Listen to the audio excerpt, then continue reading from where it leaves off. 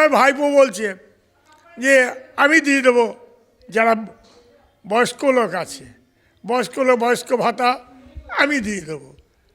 আর ওনারা কি পৈতৃক সম্পত্তি দেবেন? হয় এমপিলাদের টাকাই দেবে, তা নাহলে সরকারের টাকাই দেবে, না ডাকাতি করে টাকা দেবে। কোন পয়সা থেকে দেবে? উনি দিয়ে দেবেন। তাহলে নিশ্চয়ই ওনার দুর্নীতি করার টাকা সঞ্চয় আছে, সেই সঞ্চয়ী টাকার থেকে উনি দিয়ে দেবেন। এইগুলো যদি হিসাব নিকেশ করে না বলে, কারণ মানুষ এগুলো সব শুনছে, মুখ খুলছে না। সেই জন্যে যেভাবে এর আগে তৃণমূলের হয়ে হই রই রই করে মানুষ বেড়াতো, এখন মানুষ কিন্তু চুপ করে গেছে। মানুষকে ডেকে আর বার করতে পারছে না, বেরোচ্ছে না। নানান কাজের অজুহাত দেখিয়ে, নানান সমস্যার অজুহাত দেখিয়ে মানুষ পাশ কাটিয়ে যাচ্ছে। এখন কী করবে তারা ভাবতে শুরু করেছে। এখন আমাদের কাজ হলো, আমরা যদি মানুষকে খানিকটা নিরাপত্তা দিতে পারি, তাহলে মানুষ মুখ খুলবে এই চোর চণ্ডালদের বিরুদ্ধে। আর নিরাপত্তা দিতে না পারলে কিন্তু মানুষ ওইভাবে চুপচাপ থাকবে। যেমন হয়েছিল কংগ্রেসের জরুরি অবস্থার পরে, মানুষ চুপ করে গিয়েছিল। চুপ করার পরে ৭৭ সালে যখন নির্বাচন হলো, তখন মানুষ কিন্তু গোপনে দাঁড়িয়ে আমাদেরকে ক্ষমতায় নিয়ে এসেছিল। তাই মানুষ এখন সেই জায়গাটায় এসে গেছে যে আমরা চুপ করে আছি, এখন মুখ খুলব না। কেউ মানুষ গ্রামে চলুন দেখবেন, আর সাংবাদিক হলে তো খুলবেই না মুখ।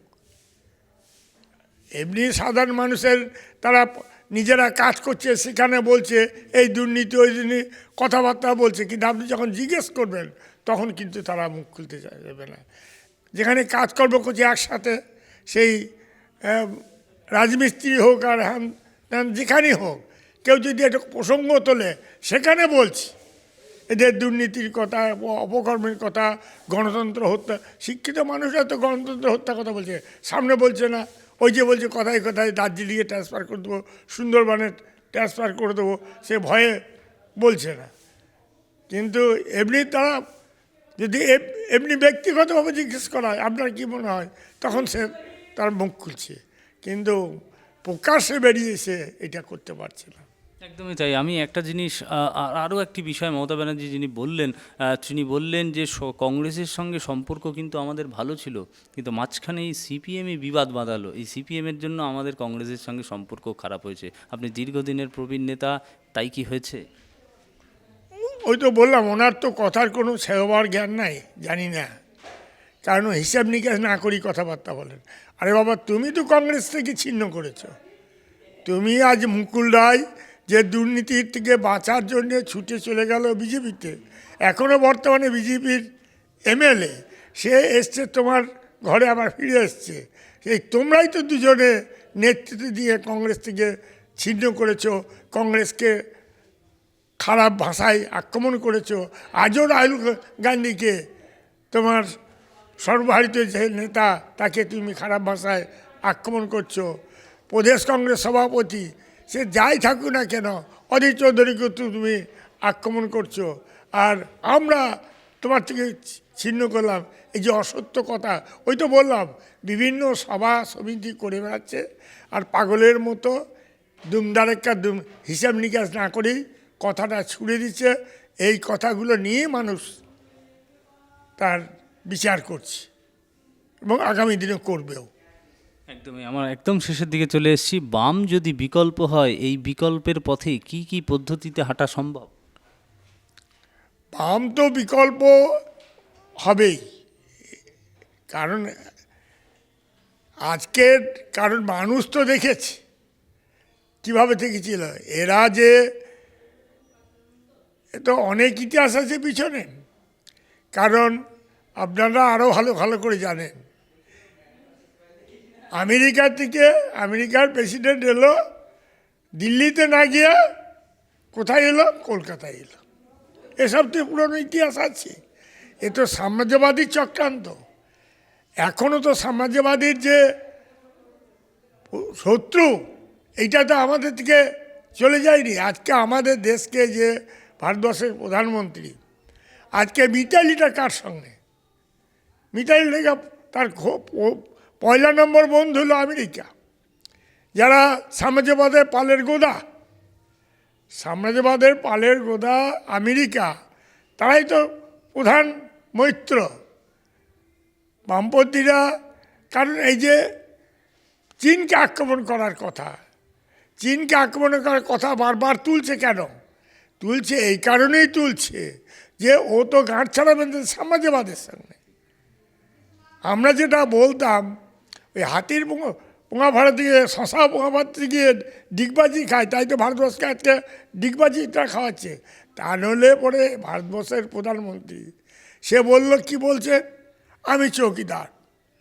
নীরব মোদী, ললিত মোদী তারা হাজার হাজার কোটি টাকা নিয়ে পালিয়ে গেল বিদেশে, আমি উদ্ধার করে আনবো, জিরো ব্যালেন্স অ্যাকাউন্টে 15 লক্ষ টাকা করে ভরে দেবো, বছরে 2 কোটি করে বেকার ছেলে চাকরি দেবো, সেও তো সেই একরকম। এরা সব একটা চেন।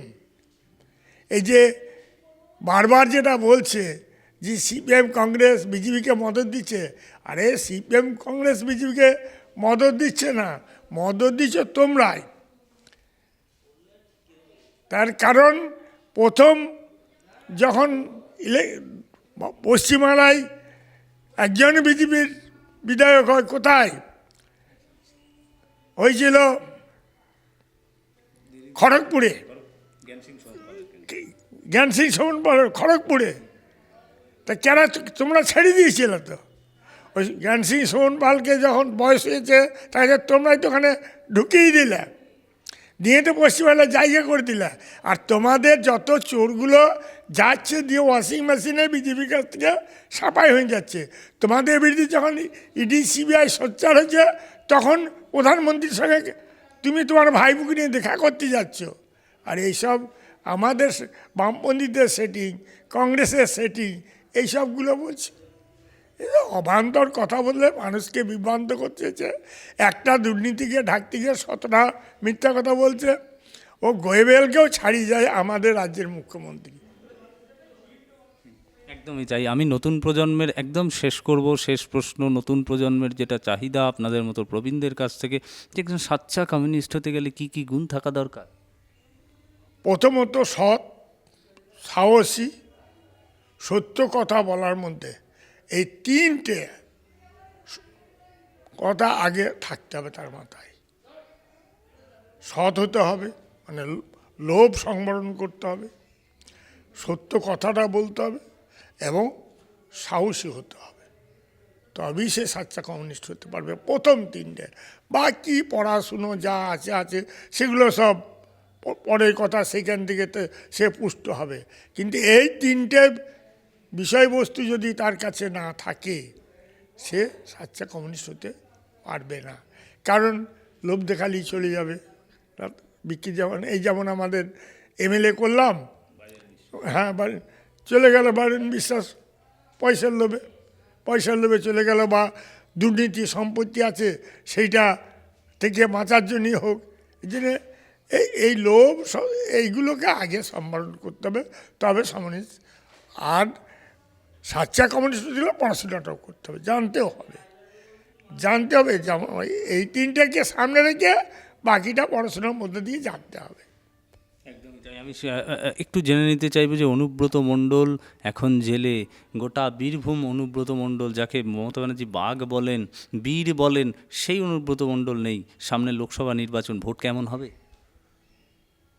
শুনুন, বিষয়টা হলো অনুব্রত মণ্ডল না থাকলেও তাদের যে সব চেলাচামুন্ডা শেষ হয়ে গেছে এখনও তা যায় না, কারণ পুলিশের আশ্রয়ে আছে।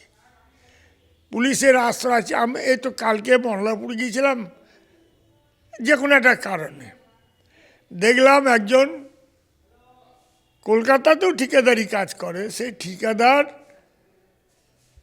বলছে এখন কলকাতায় সে ঠিকাদারি কাজটা কম করছে, এখন সে ঠিকাদারি নিয়েছে যে এমএলএকে কন্ট্রোল করা, সভাপতিকে কন্ট্রোল করা আর থানাটাকে কন্ট্রোল করা। সে সকাল থেকে বেরিয়েছে 3টে জায়গায় গিয়ে, তবে ফিরে দেখা করে দিয়ে খাবার খাচ্ছে, দুপুরের খাবার খাচ্ছে। তো পরিষ্কার ভাষায় ওপেন বলছে এখানে, ওপেন বলছে যে এক ঠিকাদার কন্ট্রাক্টর কলকাতার বুকে কন্ট্রাক্টারই করতো, সে এখন এই নিয়ন্ত্রণ করছে। এইরকম মাফিয়া সাজানোর মতো অনেক মাফিয়াই আছে। এখনও যে সব জায়গায় সুষ্ঠুভাবে হবে তার কথা নয়। অনুমত জেলের থাকাকালীনও তো পঞ্চায়েত নির্বাচন হলো, পঞ্চায়েত নির্বাচনে তো অনেক অনেক গণ্ডগোলই হলো। এখন এই যে ওদের এমএলএরা তো কি মৈত্রী, কি লাভলি মৈত্র নাকি, সে তো স্পষ্ট কথাটা সত্য কথাটাই বলে ফেললো যদি সরকারে থাকি পঞ্চায়েতে থাকি তাই লুটে পুটে খেতে পাবি। তাই এখন লুটে পুটে খাওয়ার জন্য এখন কিছুদিন থাকবে। তবে মানুষ শেষ কথা বলবে। এই লুটেরাদের, এই চোরদের আর বেশি দিন নয়। অনুব্রত না থাকলেও আপনাকে একটি কথা জানিয়ে রাখি, গতকাল একটি সভামঞ্চ থেকে তৃণমূলের মুখপাত্র কুণাল ঘোষ তিনি কিন্তু চিৎকার করে মাইক্রোফোন নিয়ে বলেছেন যে ওই বীরভূমে চড়াম হবে, এই লোকসভাতে গুড় বাতাসা জল নকুলদানা সব দিয়ে ভোট হবে, চড়ামও হবে। তাহলে কি অনুব্রতর দায়িত্ব এবার তৃণমূলের মুখপাত্র কুণাল ঘোষ নিচ্ছেন? আরে কুণাল ঘোষের কোনো ভিত্তি আছে? আমি জানি না কোনো ভিত্তি আছে কিনা। যখন জেলে ছিল, একটা দুর্নীতিগ্রস্ত লোক জেলে ছিল, তখন মমতাকে কি বলেছে? যে সমস্ত নারদার সারদার টাকা সব ওই কালীঘাটের মমতার ঘরে ঢুকেছে, তার ভাইপুর ঘরে ঢুকেছে। কালকে কী বলছে? কালকে মা বলছিল। তো এই লোকের কথার ভিত্তির ওপরে আমরা চলি না, আর এইসব লোকের কথাকে আমরা ভিত্তিও করি না, আর আমরা মূল্যও দিই না এইসব লোকের কথা। এর কথার কোনো মূল্য আছে? আজকে এক কথা বলছি, কালকে এক কথা বলছি। আর যখনই কোনো চোর ধরা পড়ছে, ওটা তো ব্যক্তিগত ব্যাপার, ওটা দল দায়িত্ব নেবে না। এই যে মিথ্যাবাদী অসত্য কথা বলে, যে তার কথার কোনো মূল্য আছে, কোনো ভিত্তি আছে যে তার কথাতে গোটা বীরভূমের রাজনীতি চলবে?